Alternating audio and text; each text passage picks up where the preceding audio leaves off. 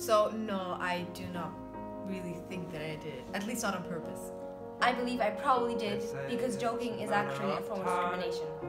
And people do that without meaning to. That's true. So probably I did discriminate if you see it, but not with a prejudice, not saying like, not really meaning Not it. intentionally. Well, yeah. Right?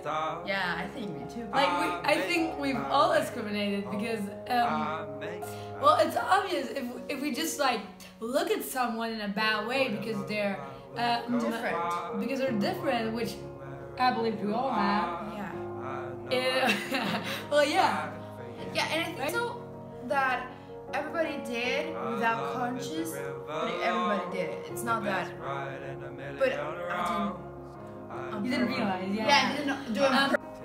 It's very important that all of this starts with light jokes, and then it really evolves into bullying, and sometimes into something really extreme and serious, like a genocide. True, and in the movie you can see that like when they paint the horse green, the horse from the grandfather, and put like the Jewish horse, that it was just a joke, but it turned into a lot more. They put them in the concentration camp. Exactly. Or I don't know, stuff like that. And we ourselves in school sometimes say, Yeah, that's. I will recall an example we had the other day, Chino Garca. Well, not all the Chinese people are Garcas, maybe just John, if you know what I mean. So it would be like a generalization, and that is what it gets to be like. I think that we ourselves take like something, a characteristic from one person and generalize Yeah, it to everyone. and I think that in the movie with racism stereotypes. There's stereotypes. Yeah, but I think that in the movie with racism and stuff, it's the other way around, because it's just like this big group and they just say they're Jewish, like with no characteristic at all that would represent. Yeah. Okay. The movie starts out extremely innocent and humorous because it's about the love of two young people and how they get married. But later, it gets extremely serious as the child and the husband get taken to a concentration camp on the son's birthday. And the man really shows his love and appreciation towards his son as he tells him that this is all a game, the whole Holocaust is a game that they have to win just to maintain his innocence.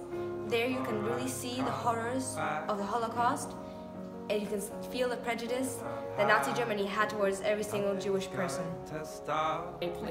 So prejudice we've always had because it's actually an instinct, just like eating or breathing, because it just comes naturally. So basically what happens is that if they have always existed, it's really difficult to just put them aside a little bit. So I think that sometimes the prejudices can escalate to such an extreme where we start to alienate people. Sorry, I can't pronounce that word. But alienate people that are different from us just because they don't share our beliefs or etc. Racism. It has always existed, and it's based on prejudice. And basically what it is discriminating a person or a group of people just because of their skin color, because of their culture, because of their religion, their ethnicities, basically. Yeah. I think the movie was extremely amazing, and let me talk about how they filmed it for a second here. The way they showed emotions through the colors, like show sadness, especially when like the dad finds the dead bodies while with the sleeping son on his shoulder.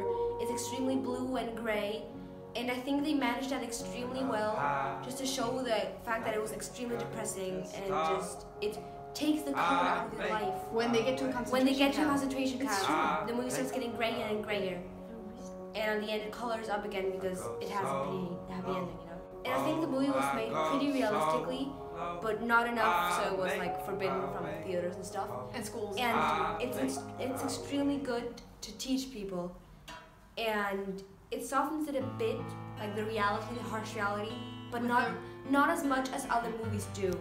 Exactly, because it really shows like it, but it softens with the relationship from the dad and the son. Yes. How he tries to hide it from him. Yes. From him with the playful thing. I think it was really touching how instead of telling his son the truth about how they were in a concentration camp, his dad instead tries to make it a game.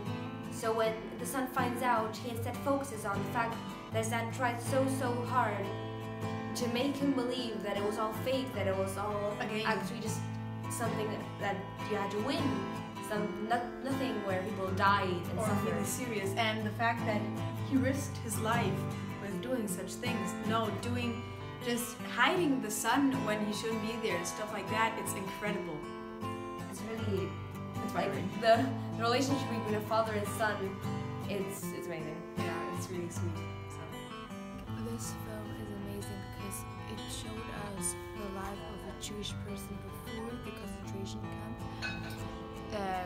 like their lives beforehand, before the concentration camp, and I think it's very important to know that as well. It's like we always focus on the bad thing, but I think it's okay to show what happened before.